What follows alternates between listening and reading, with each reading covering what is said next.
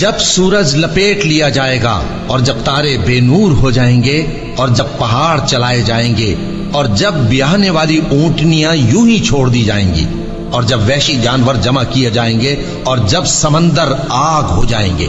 اور جب روحیں جسموں سے ملا دی جائیں گی اور جب اس بچی سے جو زندہ دفنا دی گئی ہو پوچھا جائے گا کہ وہ کس گناہ کے سبب قتل کر دی گئی اور جب اعمال کے دفتر کھولے جائیں گے اور جب آسمان کی کھال کھینچ لی جائے گی اور جب دوزخ کی آگ بھڑکائی جائے گی اور جب بہشت قریب لائی جائے گی تب ہر شخص معلوم کر لے گا کہ وہ کیا لے کر آیا ہے۔ پس میں